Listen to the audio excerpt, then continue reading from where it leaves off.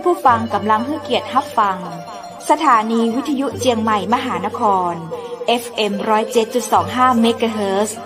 อันดับต่อจากนี้ไปเจิญอู้จ๋ากำเมืองกับดีเจคำเพชรเจ้า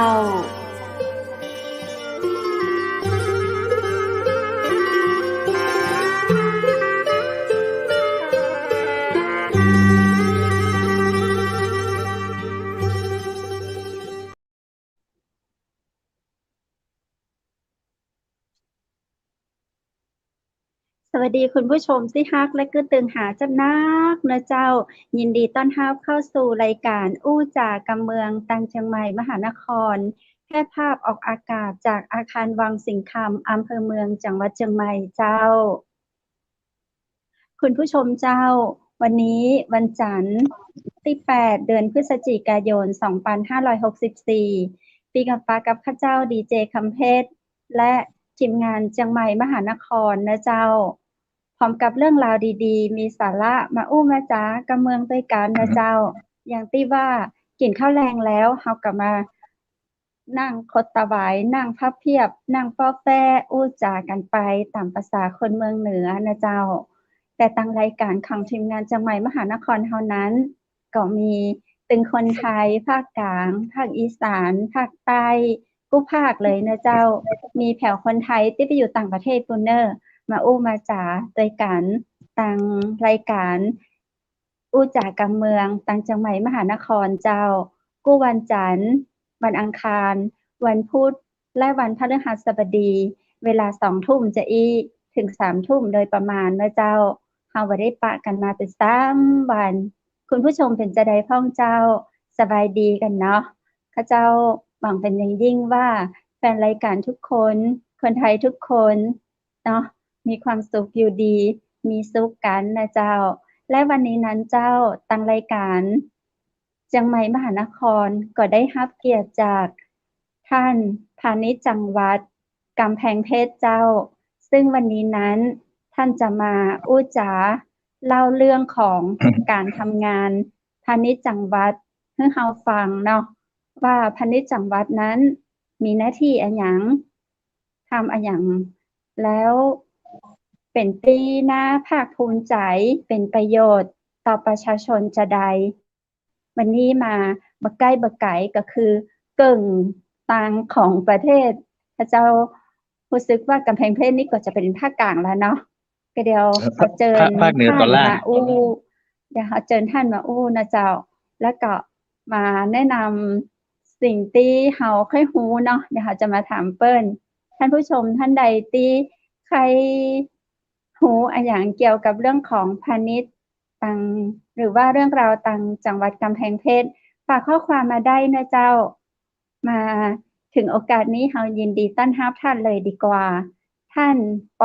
บรมัตถ์พงษ์ผลเยี่ยมพาณิชย์จังหวัดกำแพงเพชรยินดีต้อนรับสวัสดีเจ้าสวัสดีครับสวัสดีครับท่านดีเจคำเพชรครับสวัสดีครับยินดีต้อนรับเจ้าวันนี้คุณผู้ชมเอาจะแปลกใจว่าดีเจวูดหรือโปรดิวเซอร์คนเก่งของเฮาไปไหนเนาะท่านติดภารกิจเหมือนกันเจ้าทำงานตึงเมื่อวันตึงเมื่อคืนวันนี้ท่านก็เลยปล่อยข้าเจ้ามาออนแอร์โดยเพียงลำพัง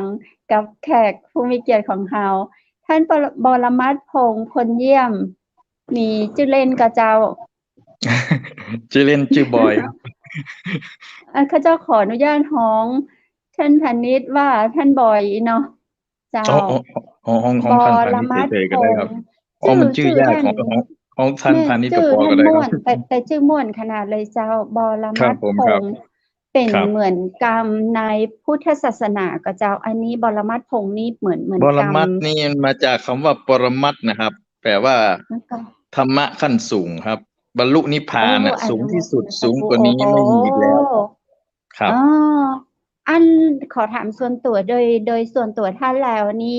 ท่านนับถือศาสนาอย่างนะเจ้าศาสนาพุทธแน่นอนครับศาสนาพุทธแน่นอนเพราะจื่อเนาะแล้วศาสนาพุทธในส่วนของท่านนี้ท่านทำอย่างพ่องคือว่าเฮาเป็นศาสนาพุทธเจ้า ไปวัดก็วันพระถือศีลหรือว่ามีกิจกรรมอันไหนเกี่ยวอ๋อกับศาสนาก็พระเจ้าขออนุญาตถามนอกคนอกรับประเด็นจริงๆแล้วหน่อยหนึ่ง ผมเป็นครูสมาธิของหลวงพ่อวิริยังนะครับ อ๋อสอนสข้าเจ้าก็ไปมาธิซีอยู่โดยตัวเจ้าอนุโมคทนาสารับผมครับธุครับผมสากำลังธุครับ เฮียนไปได้เทอมปลายนี่มาได้เจ้าอ๋อครับ ท่านก็เป็นครูสมาธิตัวเป็นครูสมาธิเจ้าเรียนรุ่น37ครับจบครูสมาธิรุ่น37เรียนเอ่อหลายหลักสูตรครับหลักสูตรอาจารยศาสตร์สมาธิผมไปสอนในคุกด้วยนะครับเมื่อก่อนสอนในคุกด้วยอ๋อเจ้าครับผมครับ ถ้าอันได้ได้เดี๋ยวคืออู้ถึงประโยชน์ของสมาธิสักหน้อยแล้วเจ้า ได้ครับสมาธิ ในความเป็นครูสมาธินะเจ้าครับเป็นทำให้เปิ้นฮ้องว่าทำให้มีจิตตั้งมั่นนะครับ แล้วก็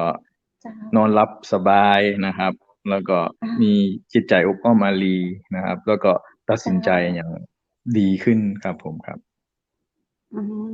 ความจริงมันมี10อย่างว่าผมจำไม่ได้ อืม ได้เจ้า ถึงหมดแล้วครับผม เจ้า ความครับเป็นพาณิชย์จังหวัดกำแพงเพชรนี่เป็นจะได้พ่องเจ้าครับในก็จจังหวัดริงๆแล้ว นี่เพิ่นเฮียอย่างอ๋อจริงๆแล้วพาณิชย์จังหวัดนี่มันมีหน้าที่อยู่4 อย่างนะครับที่เจ้าสำคัญหนึ่งก็คือเรื่องอำนวยความสะดวกทางการค้านะครับเช่นอืมเขาฮ้องบอกว่าจดทะเบียนพาณิชย์เรื่องการทำการตลาดนะครับการทำตลาดเช่นทำตลาดต้องชมทำอย่างนี้ครับแล้วก็หาสินค้าไปจำหน่ายนะครับแล้วก็สร้างผู้ประกอบการนะครับอันที่1นะครับอันที่สองก็เรื่องการแก้ไขปัญหาสินค้าเกษตรท่านคงจะได้เห็นเนาะปัญหาเรื่องข้าวเรื่องมันสำปะหลังเรื่องข้าวโพดเรื่องอย่างนี้จะมีเรื่องการแทรกแซงการชดเชยอย่างต่างๆนี่ก็เป็นการแก้ไขปัญหาสินค้าเกษตรนะครับต่อมานี่ก็คือเรื่องการสร้างความเป็นธรรมทางการค้ามันก็จะมีหลายเรื่องนะครับเช่นตรวจการปิดป้ายแสดงราคาสินค้าขายสินค้าแปลงอย่างพวกเนี้ยครับ แล้วก็ท้ายที่สุดนี่ก็จะเป็นเรื่องเกี่ยวกับการพ้นห้องว่าเป็นการรักษาเสถียรภาพการครองชีพของประชาชนนะครับ เช่นเจ้าผมยกตัวอย่างเขามีร้านธงฟ้าเนี่ยมันจะมีหลายประเภทนะครับข้าวจานที่บ่เกิน35 บาทเนี่ยเขาก็ไปส่งเสริมเปิ้นเอาสินค้าราคาถูกไปจำหน่ายลดค่าครองชีพเพื่อช่วยเหลือประชาชนอันนี้ก็เป็นหน้าที่ส่วนหนึ่งก็เป็นประมาณ4 อันหลักๆนะครับแต่ว่าในกำแพงเพชรหน้าที่ของสำนักงานพาณิชย์จังหวัดเนี่ยในส่วนใหญ่เขาก็จะมีงานที่ไปดูแลประชาชนเป็นส่วนใหญ่ก็จะมีขายสินค้าลดราคาวันนี้ก็มีส่วนหนึ่งนะครับสองก็คือไปติดตามว่าชาวบ้านเบิ้นเป็นยังไงตอนนี้ขายสินค้าอย่างได้บ่ได้เนี่ยเขาหาตลาดให้เปิ้นนะครับวันนี้ผมก็แก้ไขปัญหามาหลายเรื่องอยู่นะครับมีช่วยขายลำไยด้วย เอาอ๋ลำไยจากเชียงใหม่อมาขายครับเอามังคุดอ๋จากภาคใต้อมาขายอย่างประมาณเนี้ยครับอ๋อก็มีหลายเรื่องตอนนี้ก็กำลังเอาไปขายที่ไหนเจ้าที่ที่เอากำแพงเพจากที่อื่นชรกะเจ้ามาขายกำแพงครับอ๋อครับอืเรามีกุ้งมมีกะหล่ำมีอย่างที่เพิ่นขายไปได้เพิ่นก็จะส่งมาของช่วยเจ้า ขายเนาะครับเพราะว่าแล้วก็แถมส่กำแพงวนหนึ่งเพชรเฮานี่อยู่ในส่วนของกลางของประเทศไทยก็เจ้าใช่ครับส่วนหนึ่งเจ้าเพิ่นฮ้องแล้วภาคเหนือก็มีเรื่องตอนล่างถูกต้องครับภาคกลางตอนบนอีกอะถูกต้องครับแล้วก็มีเป็นเมืออย่างอื่น งที่ค้าขายอ่ที่นี่ของโตที่นี่เป็นเนาะเมืองเศรษฐกิจอันดับ 2ของภาคเหนือเนาะโอ้ครับอันดับหนึ่งคือจังหวัดลำพูนนะครับที่นี่จะมีเรื่องมันสำปะหลังมีมันอยู่ประมาณ2.1 ล้านตันนะครับอืมีโรงงานมแป้งมันเนี่ยประมาณ10 แห่งมีบริษัทอายิโนโมโตะเนอะอยู่นี่มีโรงงานน้ำตาโอ้โหลทรายแห่งครับอ๋ออยู่ที่กำแพงเพแล้วก็ชรหมดมีโรงงานเลยค่ะเจ้าน้ำตาลทรายอยู่3 แห่งนะครับมีอืมเอ่อ ไร่อ้เอ้ยอยไร่อ้อยไร่อ้อยน้ำตาลทรายมีไร่อ้อยเยอะแล้วก็จะมีข้าวโพดแล้วก็มีข้าวนะครับเจ้าข้าวครับมีข้ามันก็เป็นวประมาณจังหวัหกแสดหนึ่งที่เศรษฐนตันนะกิจดีเนาะใช่ครับมีเศรษฐกิจอืค่อนข้างดีมเนอะถ้ามันเพิ่นก็เลยฮ้องว่าเมืองกำแพงเพชรนะ อืม ประชาชนเนาะคนหนึงห้ามเข้าไปก็คือแบบเพชร โอ้ใช่ครับ กำแพงยังเป็นเพศเลย ได้เฉลี่ อ่าย อันดับสองรองจากจังหวัดลำพูนนะครับ เจ้า ครับผมครับ ลำปูนก็คือดูน้อยๆบ่ได้เนาะ โอ้โห เป็น เพิ่นมีนิ เศรษ ค ฐ ม กิ อุ จ ตสาหกรรมลำพูนแล้วเพิ่นมีอะไร อ๋อ เรื่องของอุตสาหกรรม อ๋อ ครับ เจ้า ที่นี่ ลำพูนมีนิคมอุตสาหกรรม ใช่ครับ ที่นี่ก็มี อืม บริษัทอายิโนโมโตะมีบริษัทเบียร์จางนะครับ อ้อ ที่ ใช่ จังหวัด ใช่ครับ รายได้ เจ้า กำแพงเพชร ครับ อืม อ๋อ มีบริษัท เอา เบียร์จาง เรื่อง แถว จะถาม เมาทุกวัน ผมเรื่อง เจ้า ความภาคภูมิใจเนาะ ยังค่อยฟังเจ้า เรื่องของคความ วาม ภาค ภาคภูมิใจ ความประทับใจในหน้าที่การงานของพาณิชย์จังหวัดกำแพงเพชรอะเจ้า ครับ แต่ผมอยาก ก อายฟั จะ ง ไปเล่าเรื่องเกี่ยวกับเชียงใหม่นะครับ ผมรับราชการ เจ้า อยู่ที่เชียงใหม่ประมาณ 6 ปีครับ อ๋อ ก็เป็น ท่าน เป็นข้าราชการ ใช่ครับ อยู่เชียงใหม่ 6 ปี ก็เป็นข้าราชการคนหนึ่งที่ได้มีโอกาสทำงานสนับสนุน เจ้า ถนนคนเดินเชียงใหม่นะครับ พอดีปี อ๋อ 45 ตอนนั้น ครับ นโยบายรัฐบาลตอนนั้นเพิ่นฮ้องว่าโครงการ มีโครงการ OTOP เนาะ คนเชียงใหม่ก็ อ๋อ เนี่ยทอผ้า บางคนก็ทอผ้า บางคนก็แกะสลัก แต่ว่าบ่มีที่ขายนะครับ ตอนนั้นก็ เจ้า คือบ่มีที่ขาย รัฐบาลก็เลยมองว่า ตอนนั้นท่านอุดมโพธิ์สกุลนะครับ เพิ่นเป็นรองผู้ว่า นะครับ เพิ่นก็เลยบอกว่าอยากจะให้เชียงใหม่มีตลาดเหมือนกับตลาด เขาฮ้องว่าตลาดหยัง ตลาดกรุงเทพ สวนจตุจักรอะครับ อยากจะมีแบบสวนจตุ เจ้า จักร เพิ่นก็เลย อ๋อ ประชุมหลายหน่วยนะครับ เป็นบ่ใช่กระทรวงพาณิชย์ เจ้า อย่างเดียว มีหลายหน่วย แล้วก็บอกว่าเราจะเอาสินค้าทำมือเด้อนี้มาขายนะครับ ก็เลย เจ้า มีการจัดงานนะครับ เพิ่นฮ้องว่า 7 วันมหัศจรรย์ล้านนาเนาะ ครั้งแรกนี่เนี่ยที่ประตูท่าแพก่อนนะค เจ้า รับ ก็จะมีไม้ อ๋อ แกะสลัก มีผ้าทอ มีหยังมาวาง แล้วก็เต้นดอกไม้ เจ้า มีทั้งเต้นผลไม้ เต้นหยังทุกวันนะครับ ตอนแรกทำก่อน 7 วันนะครับ ตรงขว้างประตูท่าแพนะครับ ตอนเนี้ยแล้วก็ย้ายมาทางหน้า ประเดี๋ยวนี้มันน่าจะเป็นโรงแรมอิมนะครับ ตรงข้ามกับโรงแรม Imperial นะครับ โรงแรมน้อยนะค เจ้า รับ โรงแรมอิม ครับ อืม ทีนี้ก็ปรากฏว่า 7 วันเสร็จเรียบร้อยแล้วเนี่ย ติดตลาดนะครับ คนก็มาเยอะ อืม ปรากฏว่าแถวนั้นเพิ่นจะเอาสายไฟลง เพิ่นก็เลยยุบ เจ้า ถนนคนเดินตรงนั้นลงนะครับ พอยุบเสร็จเรียบร้อยแล้ว ปรากฏว่าทางนายก เพิ่นฮ้องว่านายกชมรมกับประธานชมรมนี่นะประธานชมรม เพิ่นก็มาหาผมก็บอกว่า เนี่ยจะได้จะฟื้นการคืนดีน้อ ผมก็เลยแนะนำให้เปิ้นก็เลยทำหนังสือไปหาท่านสุวัฒน์ ตันติพัฒน์นะ ขออนุญาตเอ่ยนามท่าน ท่านเป็นอดีตผู้ว่าราชการ เจ้า อืม ท่านสุวัฒน์เพิ่นก็โทรไปหา ขออนุญาตเอ่ยนามท่านอีกท่านหนึ่งก็ท่านบุญเลิศ บูรณประกรณ์ ตอนนั้นเพิ่นน่าจะเป็นนายกเทศมนตรีจังหวัดนะครับ ท่านนายกก็เลยบอกว่า เอามาเนี่ยตรงห่วงที่เป็น3กษัตริย์นะครับ ตั้งแต่นั้นมานี่ก็มีหลายหน่วยครับ มีสาธารณสุข มีพาณิชย์ มีอุตสาหกรรม มีพัฒนาชุมชนเนี่ยก็ไปจัดถนนคนเดิน อ๋อ ของพาณิชย์นี่ไป เจ้า จัดอยู่ตรง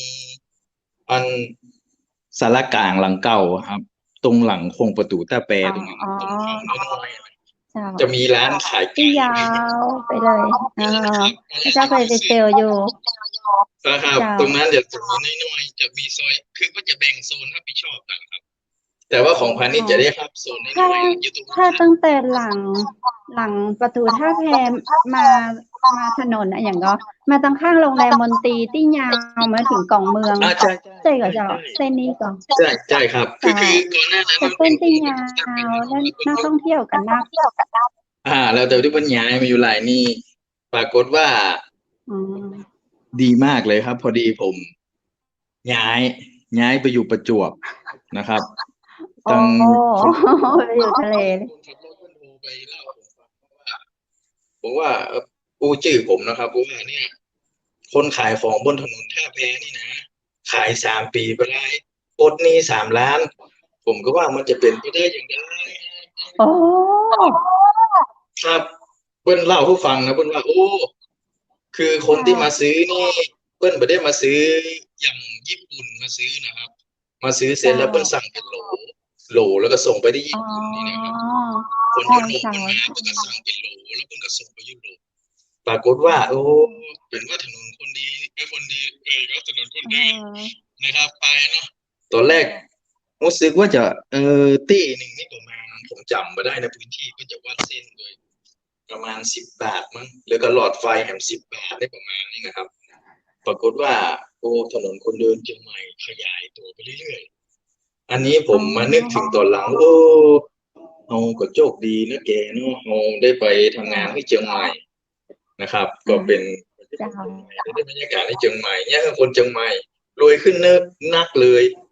นะครับตอนแรกถนนมันน้อยเดียวยาวตรงโรงเรียนเลยโรงเรียนยุพราชเนาะตรงกันข้ามกับผมอยู่แขวงสารแขวงจังหวัดเชียงใหม่นะพี่น้องว่าสารแขวงนะครับนึกภาพออกแล้วก็มาเส้นทัน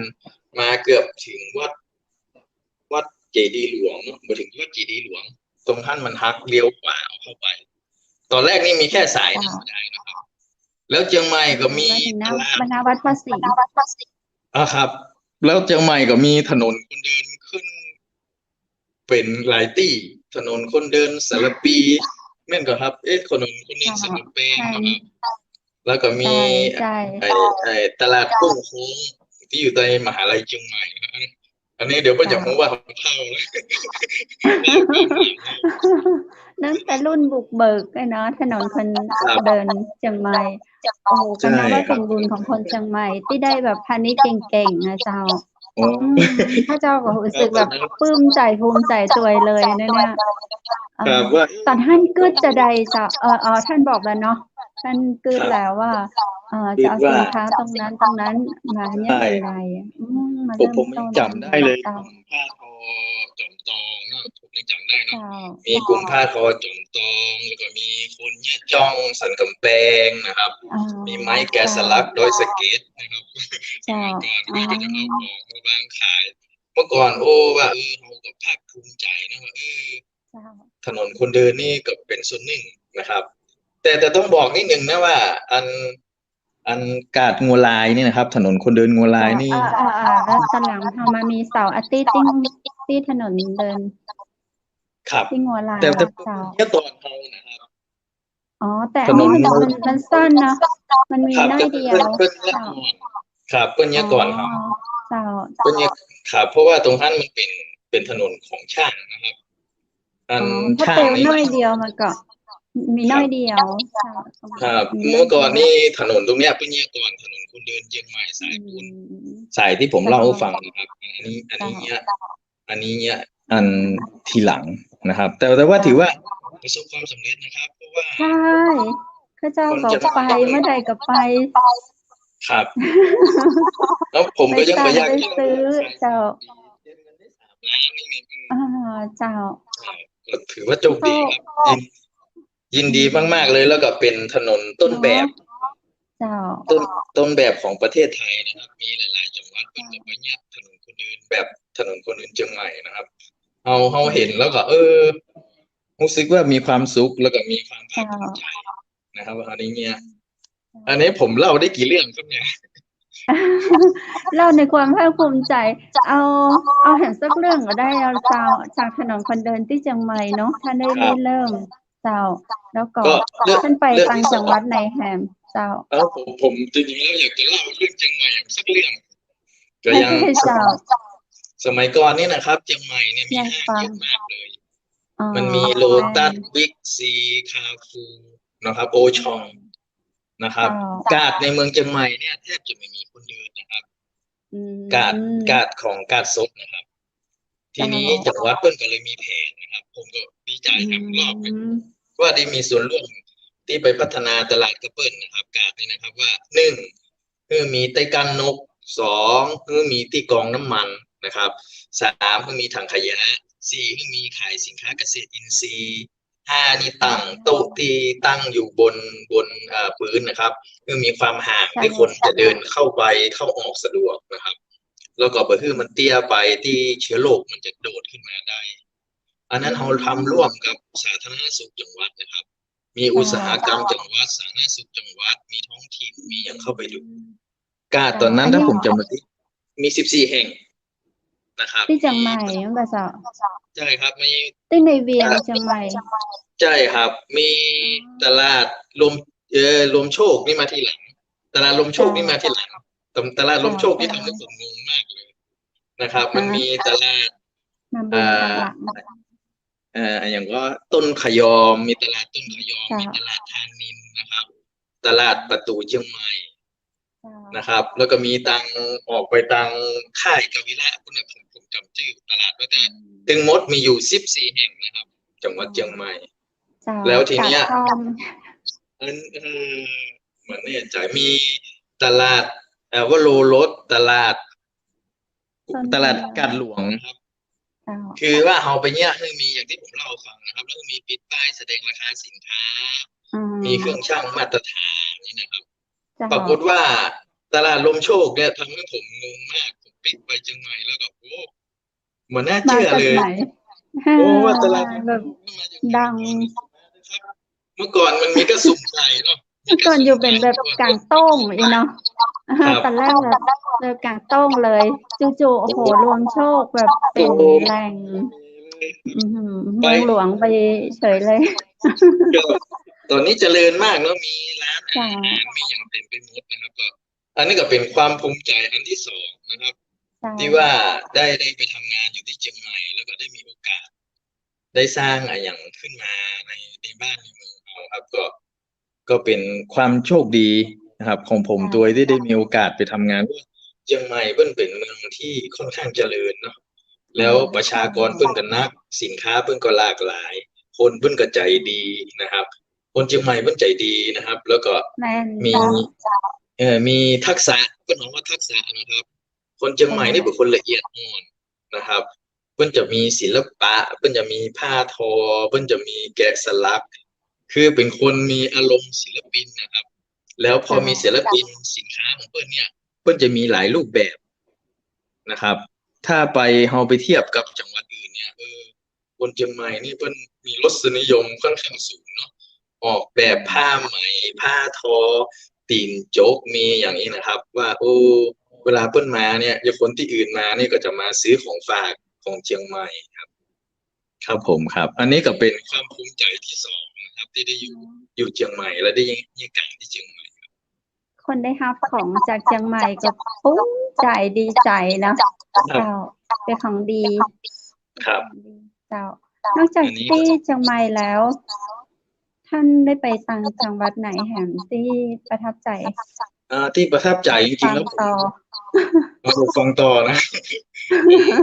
ที่เป็นผลงานนี่ก็มีจังหวัดพัทลุงนะครับไปร่วมทำตลาดเนี่ยผมไม่ได้ทำเองนะแต่ว่าเป็นชุมชนมันทำนะครับชื่อว่าตลาดใต้โหนดนะครับตลาดใต้โหนดนี่ชื่อใต้โหนดครับใต้โหนดครับอยู่ที่จังหวัดพัทลุงนะครับเป็นตลาดต้องชมภาคใต้เหมือนตลาดต้องชมที่ของชนิดเปิ้นทำกระเจ้าใช่ครับก็คืออยู่ในส่วนของตลาดต้องชมแต่ว่าคนใต้เปิ้นฮ้องต้องโหนดอย่างก็ตลาดใต้ต้องชมใต้โหนดเปิ้นฮ้องอีเนาะประมาณนี้ใต้โหนดเจ้าครับก็เล่าเรื่องตลาดให้ฟังนิดนึงนะครับตลาดเนี่ยเป็นตลาดที่คุณกนกพงษ์สมพันธ์เนี่ยมันเป็นนักเขียนรางวัลซีไลท์นะครับครับแต่ว่าเคยอ่านพี่สาวเพิ่นเคยทำตลาดนะครับตอนแรกเพิ่นไม่ได้ทำตลาดหรอกเพิ่นทำเป็นที่สอนคือเพิ่นจะมีวัฒนธรรมของเพิ่นนะครับคือเมืองพัทลุงนี่เป็นที่กำเนิดของสัตว์ชนิดหนึ่งครับหนังตะลุงนั่นนะครับแต่มีสัตว์ชนิดหนึ่งเลยที่เปิ้นฮ้องว่ากินนาลีแล้วก็ตัวโนราใช่ครับเกิดที่พัทลุงที่เป็นมาลำมโนราอย่างหั่นก็อยู่ถิ่นกำเนิดมาจากจังหวัดพัทลุงใช่ครับอันนี้เป็นสัตว์ในป่าหิมพานต์นะครับซึ่งเป็นตัวโนราเนี่ยที่ตลาดเนี่ยเพิ่นจะสอนให้เราเต้นโนรานะครับแล้วก็สอนให้เล่นหนังตะลุงครับใช่แล้วทีนี้คนก็มาชมนะเพิ่นก็เลย เปิ้นก็เลยเนี่ยตลาดขึ้นมานะครับตลาดขึ้นมาก็เปิ้นก็จะสร้างพวกผักเปิ้นอยากปลูกผักเปิ้นเยอะอย่างเพื่อต้อนรับแขกปรากฏว่าเอาไปมาเปิ้นขายนะครับแล้วเจอเจ้าบ้านมาเนี่ยตลาดนี้นะครับบ่ใช้ถุงพลาสติกครับ โอ้แล้วเปิ้นใจอย่างอะเจ้า เปิ้นใช้ใบตองไม้ตลัดแล้วก็น้ำเปิ้นใช้กระบอกไม้ไผ่ครับ อ๋อใบตองนี่ใจใบอย่างเจ้าใบกล้วยหรือว่าใบ มีทั้งสองอย่างครับใบตองก็ เจ้า กล้วยตัวอย่างตัวเนี่ยเปิ้นก็มาพับเปิ้นอย่างผมไม่แน่ใจว่าเป็นใบอย่างนั้นมันจะมีพักของเปิ้นอยู่ อ้าวดีเนาะเจ้า ครับแล้วมันมีขยะครับ คือขยะมีแต่ว่าขยะมันย่อยสลายเองครับ อ๋อ แล้ว ทะ ค เล น ก็จะต้องสวยงาม ใช่ครับ คนที่มาเนี่ยประมาณสัปดาห์หนึ่งในสมัยก่อนที่มันมีโควิดนะครับ ค่ะ ที่ผมอยู่ก็ประมาณ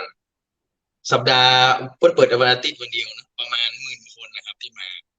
อืม คนมาประมาณ10,000 คน อืม มาดูงานมาศึกษาดูงานแล้วมากินอาหารเพื่อก็จะให้ละอ่อนเล่นดน มี ตรี ทุกวันเลยเหรอเจ้า หรือว่ามีเฉพาะวันไหน วันเดียวมีวันเดียว มี วันอาทิตย์ มีวันไหน วันอาทิตย์วันเดียว วันเดียวครับ ก็คือมีนักท่องเที่ยวเข้ามาวันอาทิตย์นั้นเป็นหมื่นเลย มา10,000 เดียว เมื่อไร10,000 เดียวป เจ้า ระมาณ5,000 6,000 เกือบ10,000ประมาณนะครับเพราะว่า เจ้า เพื่อนจะมาศึกษาดูงานนะครับเพื่อนจะเชิญ มี พว แบ ก บ ศิล เป็น ปิน เอก นะครับ ลักษณ์เป็นเอกลักษณ์เป็นอัตลักษณ์ของ ใช่ ท้องถิ่น ครับ พัทลุงเลย อยู่ที่ ใช่ อำเภอเมืองพัทลุงเลยมั้งคะเจ้า ครับเดียวนะครับอยู่ที่อำเภอเมืองเนี่ยสวนที่ผมก็ย้ายมาในจำไว้แต่อย่างนี้ครับเดียวสวนของ เจ้า ผมครับนะอยู่ที่จังหวัดพัทลุงนะครับ มีตลาดที่ อ๋อ อยู่ที่ขนมเปิ้ล เจ้า แล้วก็ไอ้แผงเปิ้ลนี่มันเอาไม้ไผ่เนี่ยนะครับ อืม แล้ววันพิเศษเปิ้ลจะใช่ครับ วันพิเศษเปิ้ลจะเชิญพวกนักเขียนมาครับ เช่นจำลองความชนจิตอะไรอย่างพวกเนี้ยครับมาเปิ้ลจะเชิ คือ ญ ส่วนใหญ่ที่เชิญมานี่คือเป็นคนในจังหวัดพัทลุงก็เจ้า หรือว่าใกล้เคียงหรือว่าเชิญมาจากกรุงเทพ เชิญคนดังนะครับ ที่เป็นนักเขียนเป็นคนนักร้องเป็นอย่างนี้ลงไป อ๋อ ไปเจอ เจ้า คนที่มาในงานซึ่งคนในงานนี่เปิ้ลก็จะมีมาจากส่วนมากจะมาจาก3 จังหวัดภาคใต้อะครับ อืม วันหยุดอย่างเพราะว่ามันจะมี ก็จะให้ ส เกียรติ ตูลมีสงขลา ใช่ นราธิวาสมีปัตตานียะลาพวกเนี้ยครับ จะเดินทางมาศึกษาดูงานว่าคนที่เป็นนักเขียนรางวัลซีไลท์เนี่ยเป็นคิดอย่างไรเป็นเขียนอย่างไรนะครับ อันนี้คือเป็นตลาดใต้โหนดที่พัทลุงแล้วก็มันข้างๆท่านก็จะมีตลาดสวนไผ่นะครับกับประกาศกันก็ได้นะค ต รับ ลาดส ก็ วนไทยเป็นจะใดเจ้า ตลาดสวนไผ่นี่เอาไม้ไผ่เนี่ยเป็นตลาดเลยครับ เป็นแพงเป็นนั่นเป็นนี่เป็นแพเหมือนกับเป็นบ้านเป็นอย่างเงี้ยครับ ก็คือมีเกี่ยวกับผลิตภัณฑ์จากไม้ไผ่จำหน่าย หรือว่ามีผลิตภัณฑ์โดยทั่วไป เป็นของพื้นบ้านทั่วไป เจ้า อ๋อ ของเปิ้ลก็จะมีขนมที่มันทำมาจากขนมลูกตาลนะครับ มีลูกตา อ๋อ ลมี น่า ลูก เน ชิ ก ด ระยากจริงเลย มีลูก เออ มีลูก บ้านเฮา ใช่ ทางเหนือบ่ค่อยมี ของเปิ้ลก็จะมีปลาดุกล้าครับ มีปลาดุกล้า มีมะม่วงเบามีอย่างเงี้ยครับ โอ้โหอ๋อ ครับ บ้านเฮาบ่มีเลยนะเนี่ยเนาะ มันจะมีสละมีอย่างนะครับ ประมาณเนี้ย เจ้า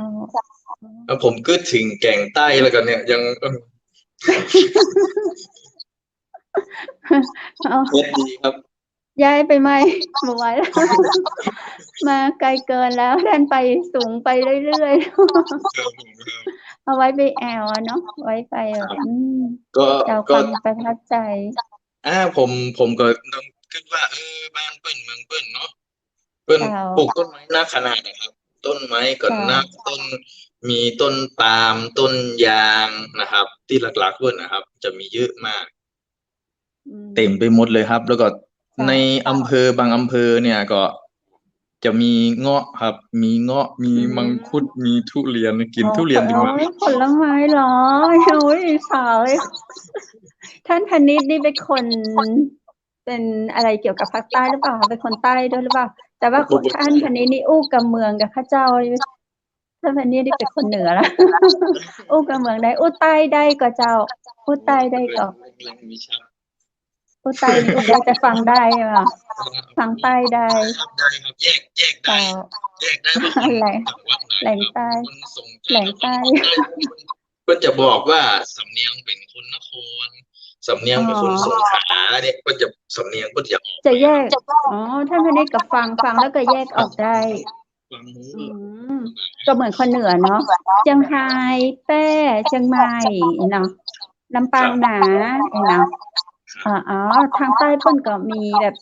เหมือน สำเนี กั ย น งออกสังวา ครับเหมือนกัน เจ้า สตางค์เพิ่นของว่าเบียร์ครับ เอาเปิ้นก็ยังฮ้องว่าเบียร์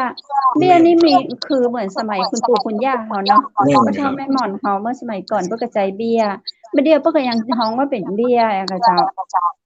ครับพัทลุงยังของว่าเบียร์อยู่ น่าไปเนาะ ที่ นอกจาก ที่ ไปแอว พัทลุงมีเกาะนางคำนะครับ โอ้โหเป็นจะได มีบ้าน เจ้า ที่หลวงเหมือนกันเนี่ยผมงงมากเลยโอ้ยนามสกุล คงมาเจ้เกาะคำนางเพชร เกาะคำเพชร เก็นางค ครับ ำท่านได้ไปแอวก็เจ้าที่เกาะคำเป็นไดพ่องเจ้าเก็นางคำ ซึ่งจะมีพวกลังนกอะครับมีบ้านไอ้หลวงมีอย่างตัวแล้วก็วัด อ๋อ วัดที่พัทลุงเนี่ยที่ผมเคยเห็นนะครับพระพุทธรูปนี่เหมือนบ้านเฮาเป๊ะเลยเหมือนเชียงใหม่ เจ้า ครับผมเข้าใจว่า อ๋อ คนใต้กับคนเหนือน่าจะ เจ้าน ามสกุลจันแก้วเนี่ยเยอะมากเลย จันแก้วนี้ตังเหนือมีเป็นหมู่บ้านเลยนะเจ้า ครับตั้งใต้ก็มีครับ อ๋อ แปลกมากครับ อ๋อ ครับ คือ มีบ้าน ภาคใต้ ไอ้หลวงเขาก็แปลกใจว่าคนใต้กับคนเหนือวันนั้นก็อู้กันเรื่องครูบาศรีวิชัยกับพ่อ เจ้าอ๋อ พ่อก็บอกว่า เมื่อก่อนนี้ภาคใต้เป็นของอาณาจักรศรีวิชัยครับ อ๋อ เขาบอกครับผม อ๋อ ก็ยังงง ครูบา ว่าชื่อมันใกล้กับ เจ้า ด้วยความบังเอิญหรือว่าเนาะความเป็นมาในโบราณอาจจะเขาต้องศึกษาในประวัติศาสตร์ ครับ เจ้า เพราะว่าพุทธศาสนาน่าจะมาทางเรือเนี่ยเข้ามาทางภาคใต้โดยนะครับ เจ้า ครับ ใช่คนเหนือเฮายังไทยอาหมไทยน้อยไทยอพยพตามที่เฮาเรียนตามประวัติศาสตร์ก็มีเนาะ ครับ ไหลไปตามน้ำไปตามเรือไปอยู่ ครับ ภาคใต้นะเจ้าท่านพนิษฐ์เจ้าฮอปปี้ ครับ มาในเรื่องของพนิษฐ์กำแพงเพชร อ๋อ เป็นจะไดเจ้าตั้งกำแพงเพชรตอนนี้ฝนตกก็หรือว่ามีเรื่องราว เมื่อคืน มาต เนี่ย ก เมื่อคืน อากาศเป็นไดเจ้า ร้อนครับ แต่ฝนตกอยู่ครับเมื่อคืนฝนตกอยู่ ครับ ส่วนใหญ่ก็คือทำเกษตรกรอุตสาหกรรมอย่างที่ เป็น อันท่านอู้ไว้อะเนาะ เกษตรประมาณ 60-70% เป็นจังหวัดคนรวยแต่เลยชื่อจังหวัดก็บอกกำแพงเพชร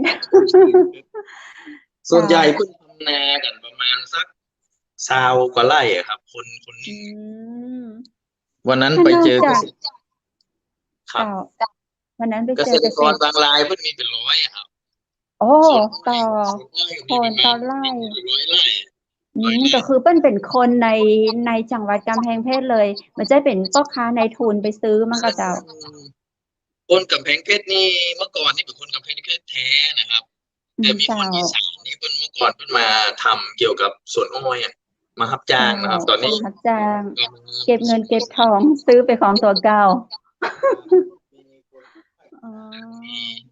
มีคนเหนือโดยเฉพาะคนลำปางนะครับจะเข้ามาอยู่เยอะครับในกำแพงเพชรนะครับ เจ้า จุดเด่นของกำแพงเพชรนอกจากในเรื่องของอุตสาหกรรมการเกษตรอย่างแล้ว สถานที่ท่องเที่ยวอย่างมีก็เจ้า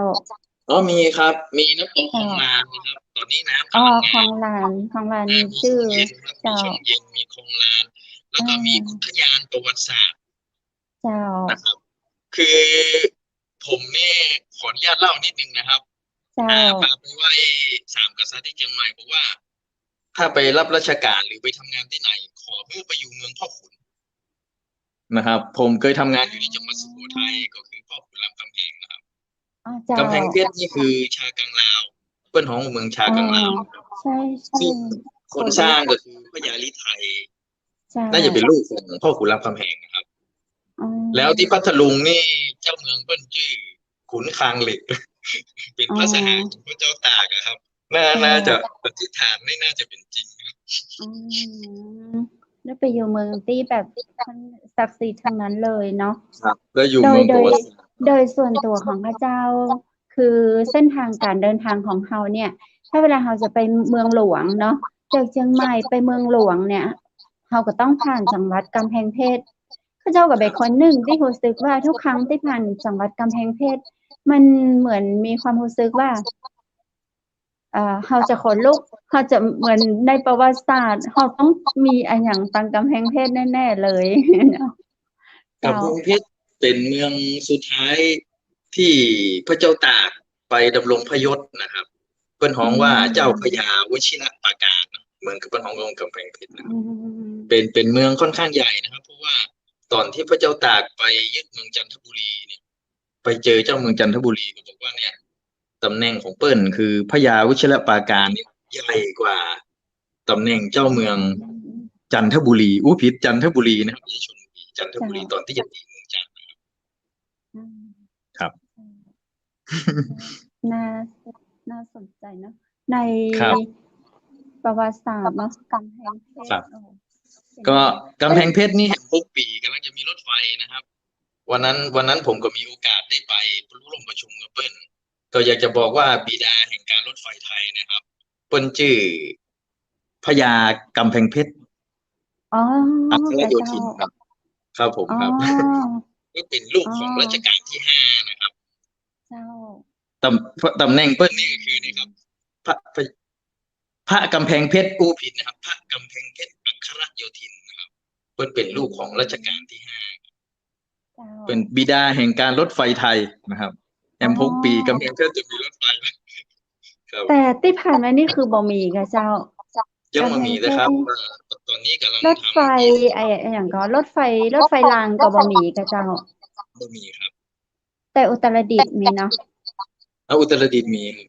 มีแต่กำแพงเพชรบ่มี แต่ในอนาคตอีก6 ปีนี้กำแพงเพชร มีครับ เขาจะมีรถไฟฟ้า บ่ครับรถไฟธรรมดานะครับ อ๋อรถไฟรางเนี่ยค่ะเจ้า รถไฟรางจะไปทะลุ อ๋อ เข้าวังอำเภอวังเจ้า จังหวัดตากแล้วทะลุเข้าไปที่แม่สอดนะครับ อ๋อเท่เลยเจ้า ครับ ก็เดียวกลับมาโพแม่เสลียง แม่ฮ่องสอน เจ้าท่านพาณิชย์เจ้าตังกำแพงเพชรเนาะมีในเรื่องของโควิดอย่างอี้ค่ะเจ้า ตัวนี้ลดลงเหลือเลขตัวเดียวแล้วครับ ท่านผู้ว่า ยินดีด้วย ครับผม ท่านผู้ว่าเพิ่นมีมาตรการว่าถ้าใครเป็นโควิดนี่แจ้งเลยนะครับเพิ่นจะส่งหน่วยเพิ่นลงไปแล้วก็กำแพงเพชรเนี่ยเปิดเพิ่นฮ้องว่าคล้ายๆกับโรงพยาบาลสนามนะครับ เจ้า ทุกอำเภอ ทุกโรงพยาบาลโรงพยาบาลตำบลนี่เพิ่นก็พร้อมใครมาจากต่างจังหวัดที่บ่สามารถเข้าโรงพยาบาลได้ก็ให้แจ้งแล้วเพิ่นจะเอาคนไปรับเลยนะครับ เจ้า ในยุคของโควิดนี้ท่านพาณิชย์ดูแลตัวเก่าจะใดเจ้า แล้วก็ในหน่วยงานพาณิชย์จังหวัดนี้เฮาดูแลกันจะใดเจ้า คือก่อนอื่นเนี่ยท่านผู้ มี ว่า มาตรการอย่างก็ ส่วนราชการไปดูนะครับท่านก็บอกว่าท่านเป็นหัวหน้าส่วนราชการแล้ว ถ้าท่านเป็นโควิดเนี่ยมันเป็นเรื่องใหญ่ ผมมีลูกน้องอยู่ประมาณสัก7 คนนะครับสัก7 คนนี่ก็คือ เยอะ ถ้า ๆนะ ติดมาเนี่ยมันลำบากเลยครับ ตอนนี้ก็คือว่าในสารกลางนี่โดนส่วนหูดังนะครับขอเรียกของวิธี2 รอบแล้ว เจ้า อ๋อ หน่วยงานอื่นในสารกลางก็เหมือนกันนะครับ อ่า ท่านผู้ว่า เจ้า ตรวจเข้มนะครับ ผมบอกลูกน้องหลายคนแล้วว่าขอให้ฉีดยานะครับ ตอนนี้ฉีดกันเกือบครบแล้วนะครับ อ๋อ ส่วนใหญ่ก็ครบไข้2 เข็มก็มีนะครับ3 เข็มก็มีนะครับ ตอนนี้ก็มั่นใจค่อนข้างมั่นใจเพราะว่า1เวลาไปที่สาธารณะเนี่ยก็พยายามป้องกันตัวเก่านะครับคือ2ก็คือต้องล้างมือตัวเก่าให้สะอาดอยู่ตลอดเวลากินอาหารนะครับ คืออันนี้พลาดไปได้นะครับ เพราะว่าหน่วยงานของกระทรวงพาณิชย์นี่ต้องออกไปตรวจตลาด ต้องออกไปร้านค้า ต้องไปเจอชุมชนนี่การล้างมือนี่เป็นเรื่องสำคัญเลยครับ การใช้แอลกอฮอล์การล้างมือนี่เป็นเรื่องหลักเวลาเจ็ดหน้าเจ็ดตาแต่งดังอย่างนี้ก็ได้นะครับมันอันตรายนะครับผมฝากท่านไว้ว่า คือท่านมาเป็นแต่ว่าคนข้างๆท่านนะครับซึ่งจริงๆแล้วคนที่อายุน้อยนี่ก็มันมีปัญหาเท่าไหร่แต่คนที่มีโรคประจำตัวนะครับ ที่กำแพงนี่ก็เสียชีวิตเยอะนะครับ ที่ว่ามีโรคประจำตัวแล้วติดโควิดนะครับ เจ้า ครับ ในส่วนของหน่วยงานนี้ ถ้าประชาชนมาติดต่อมาทำเรื่องเกี่ยวกับพาณิชย์อย่างเอียงได้อยู่กับเจ้า ยังได้อยู่ครับเรา เจ้า ทำที่กั้นไว้มีช่อง เจ้า ให้ตัวนี้ก็ป้องกันตัวเก่าแล้วก็ถ้าอันไหนที่มันใช้ระบบทางอินเทอร์เน็ตได้อย่างได้นะครับ ก็จะดี เขาก็ ค จะ รับ เลี่ยงไปใจทางอินเทอร์เน็ต ครับหรือส่งทางไปรษณีย์มาส่งเอกสารมันเขาทำอย่างนี้ก็สะดวกอยู่ ตอนนี้ผมก็แจ้งประสานงานไปแล้วครับผม เจ้าครับ เขาท่าเพราะว่าเขามีอันหัวหน้างานที่ดีนี่เองเนาะระดับพาณิชย์จังหวัดท่านมาแต่ประสบการณ์ท่านเยอะมากอยู่แล้วทำมาอย่างกับประสบความสำเร็จมาเนาะจังหวัดใหญ่ๆอย่างจังหวัดเชียงใหม่ก็ผ่านฝีมือท่านไปถึงจังหวัดพัทลุงจังหวัดประจวบคีรีขันธ์ทางอีสานได้ไปกับเจ้า อีสานนี่ไปจังหวัดสกลนครครับ วันก่อนข้าเจ้าสัมภาษณ์คนจังสกลนคร เป็นได้พ่องเจ้า โอ้คนอีสานนี่เป็นคนน่าฮักนะครับ แม่นเจ้าข้าเจ้าก็ชอบภาษาวันนั้นเปิ้นมาโอ้ม่วน อาหารการกินเพิ่นก็สะดวกสบาย ค ดีครับ ล้ายๆเคยนะลาบอีสานยังขายทั่วประเทศไทยเลย ของโปรดข้าเจ้าเลยลาบอีสาน ครับที่สกลนครมีงัวครับเพิ่นฮ้องว่าโพนยางคำนะครับ วัวโพนยางคำอันนี้ดังไปทั่วประเทศนะครับสกลนครนี่เป็น สกลนครเลยใช่ครับ เป็นงัวที่สกลนคร สหกรณ์โพนยางคำอยู่ที่จังหวัดสกลนคร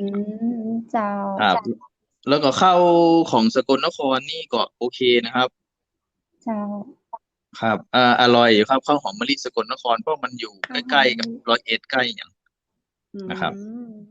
ข้าเจ้า แล้ว ได้ ก็ มา มี เป็นผ้าทองามวันนั้นข้าเจ้ามาใส่ผ้าคลามเจ้าผ้าคลามสวยมากนุ่มมากเลยเจ้าท่านพนิช ครับ เป็น ผ้าย้อมคลาม ออกหน้าออกตาได้เลยเนาะแบบเอาไปฝากไข่กับเสียชื่อเจ้า ครับสกลนครเป็นจังหวัดที่พระบรมชนกาธิเบศรรัชกาลที่9เนี่ยครับ เสด็จไปประทับอยู่ น่าจะเกือบจะมากที่สุดในประเทศไทยนะครับท่านไปทุกครั้งก็มีแห่งทุกน้ำทุกครั้งนะครับเพิ่นมีตำหนักชื่อภูพานราชนิเวศนะครับ อยู่ที่จังหวัดสกลนคร ใช่ภูพานราชนิเวศ เวลานี้ผมยังเหลือนะครับแบตผมอ่อนแล้ว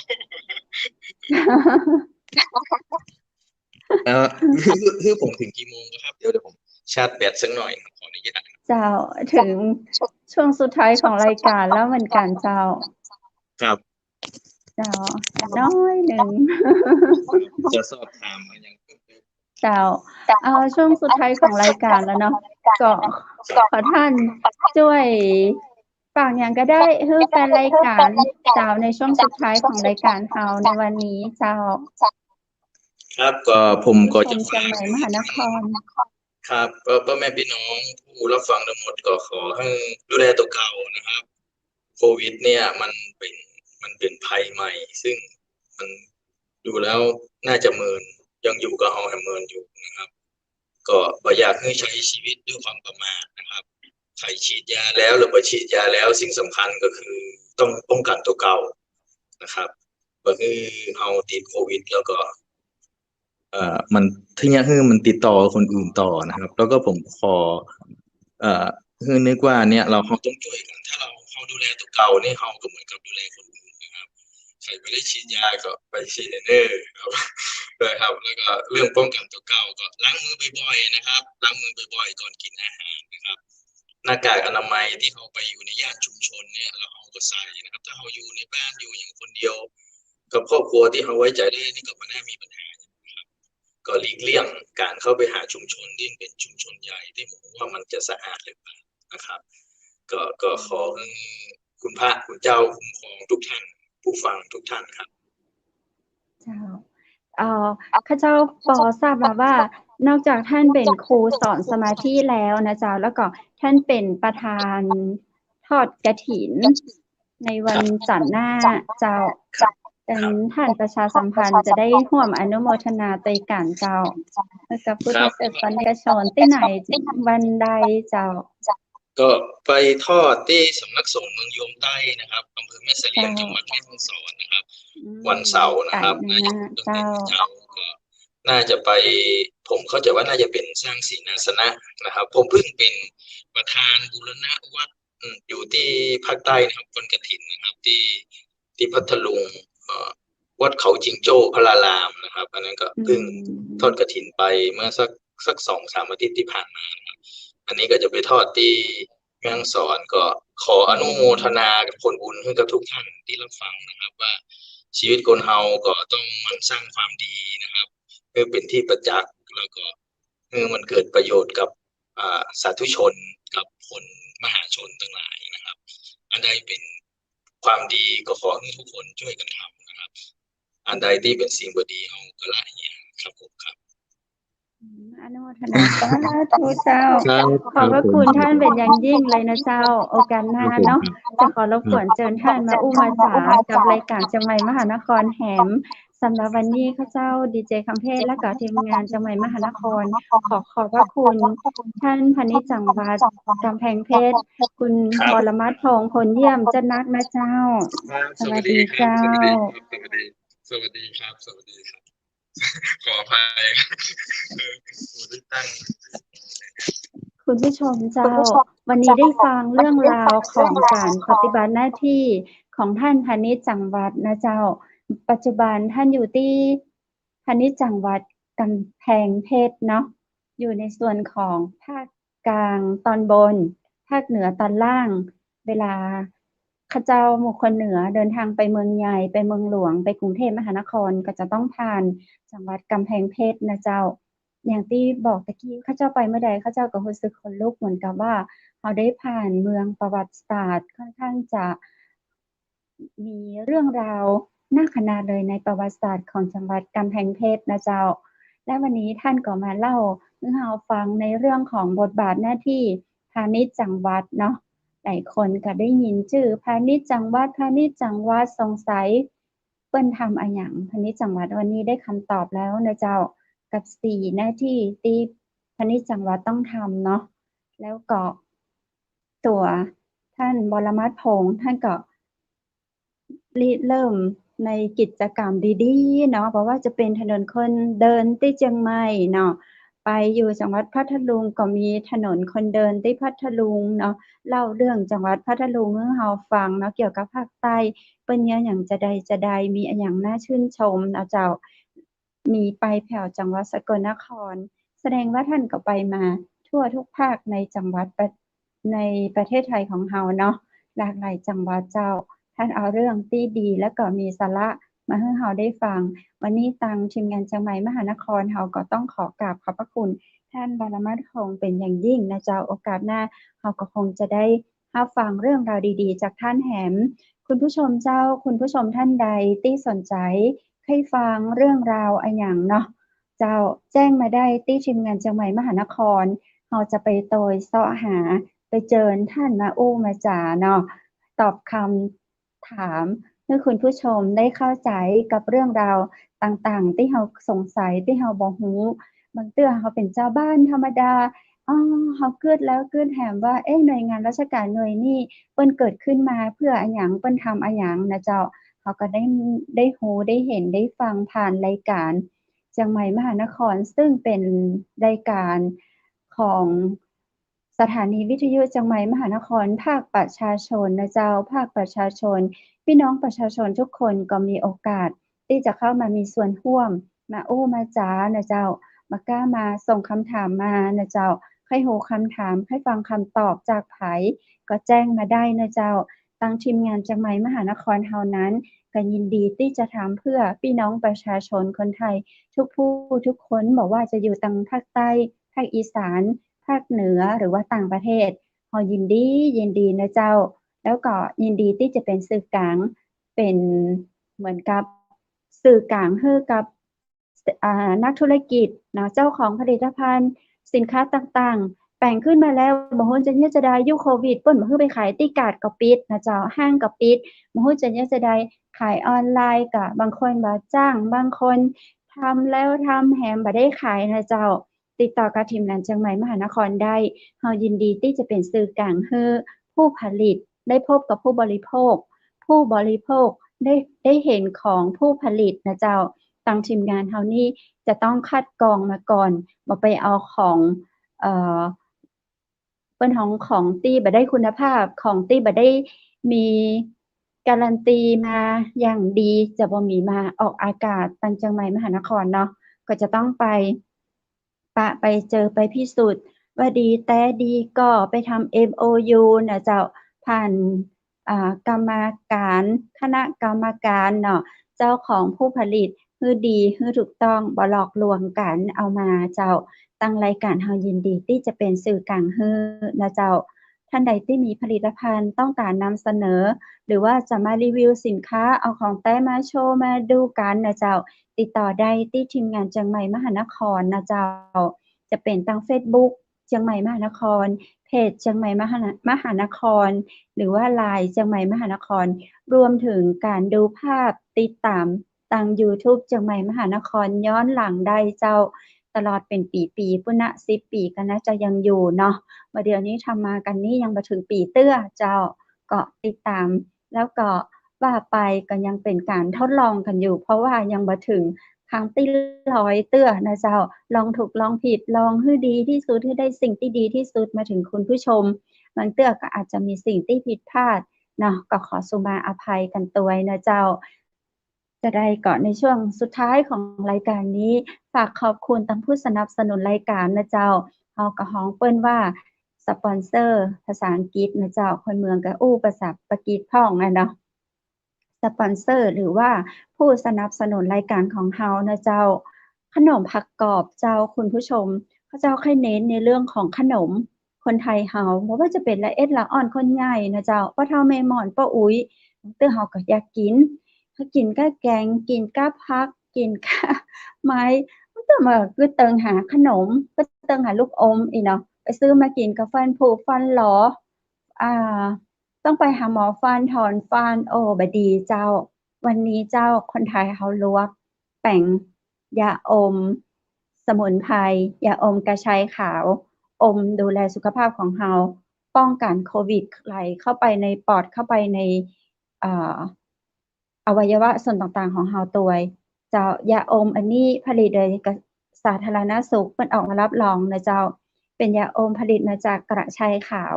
มีจำหน่ายแล้วเนาะก็เดี๋ยวข้าเจ้าจะบอกเบอร์โทรให้เนาะตี้เดียวกันกับผักกรอบขนมอันนี้เป็นขนมข้าเจ้าฮ้องเพิ่นว่าขนมกินลำเจ้าคุณผู้ชมซึ่งเป็นคอนเฟกภาษาอังกฤษเนาะก็คือคอนเฟกเนี่ยเพิ่นจะเอาไว้ใส่นมกินเป็นอาหารเช้าเนาะแต่เดี๋ยวนี้คนไทยเอามาทำเป็นขนมเจ้าขนมผักกรอบวันนี้ข้าเจ้าแกะกินกับเพื่อนที่ทำงานโอ้ตังในนะจะเล่าให้ฟังว่ามีเปิ้นฮ้องถั่ว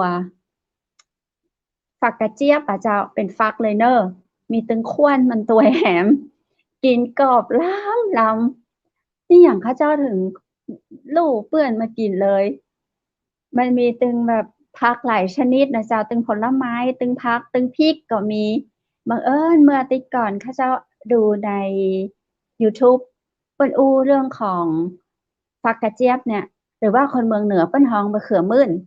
มะเขือมื่นมะเขือลื่นเนี่ยเวลาเรากินเนี่ยเวลาเรากินดิบกับตำส้มนี่เนาะมันจะบ่มียางตะใดแต่ละเราเอาไปลวกจิ้มน้ำพริกยางมันนะเตยมันก็บ่น่ากินน่ะแต่วันนี้เจ้าเปิ้นเอามาอบกรอบเป็นขนมผักกรอบอบนี่นะเจ้าผ่านกรรมวิธีอย่างถูกต้องมีอย.เรียบร้อยนะเจ้ามีเลขอย.มีเลขอะหยัง ผ่านกรรมวิธีที่ถูกต้องอ่ะเจ้าวันหน้าข้าเจ้าจะเอารายละเอียดมาเล่าสู่กันฟังเนาะวันนี้ข้าเจ้าบอกง่ายๆกันละกันว่าคุณผู้ชมท่านใดสนใจเรื่องของลูกอมกระชายขาวขนมผักกรอบนะเจ้าก็คือกลิ่นแตนขนมลูกอมกระชายเป็นลูกอมกระชายขาวเพื่อสุขภาพของเราในยุคโควิดนะเจ้าขนมผักกรอบแท้อร่อยมีประโยชน์ลูกอมก็มีประโยชน์เจ้ากินแล้วบ่อ้วนละอ่อนกินได้คนใหญ่กินดีวันนี้เปิ้นจำหน่ายตึงราคาปลีกตึงส่งให้ทั่วประเทศไทยเลยเจ้าท่านใดสนใจโทรไปที่เบอร์โทร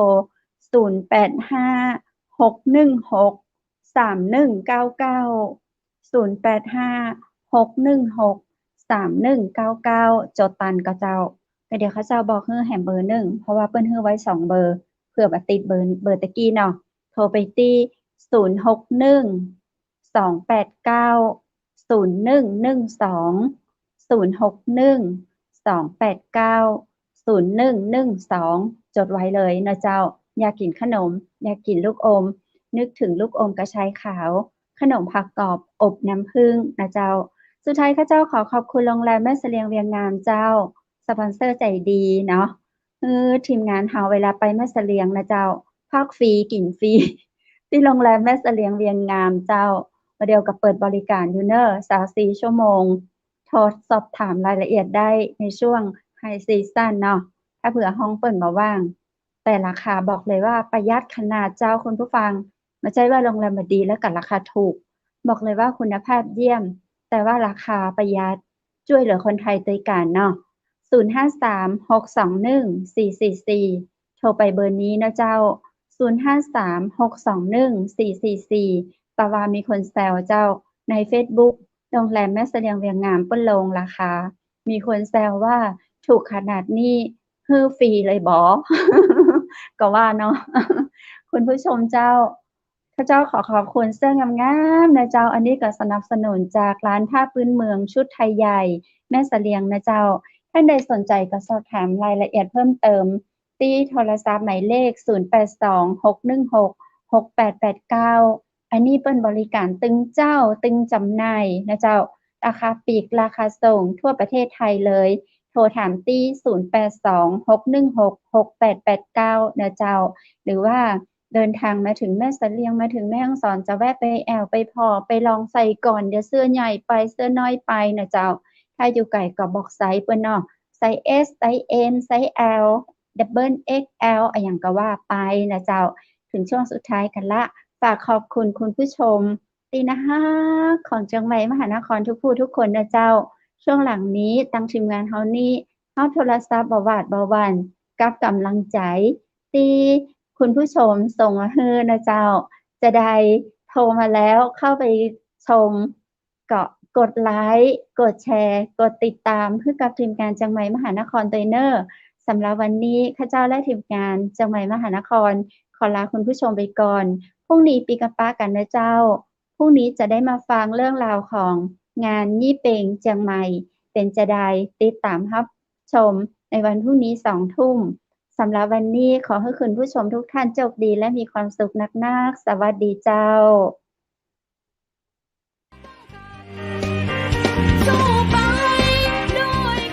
สถานีวิทยุเจียงใหม่มหานคร 107.25 เมกะเฮิรตซ์ขอแสดงความห่วงใยและเป็นกำลังใจให้ทุกท่านในช่วงการระบาดของโรคโควิด -19 ในครั้งนี้เพื่อลดความเสี่ยงควรสวมหน้ากากอนามัยทุกครั้งล้างมือเป็นประจำขอให้อยู่ที่บ้านให้นักที่สุดด้วยความปรารถนาดีจากหมู่เฮาเจ้าเจียงใหม่มหานครสนับสนุนโดยกาแฟโกแม็กคอฟฟี่และโรงแรมแม่เสรียงเวียงงามโทร 053-621-444 และ 081-595-2883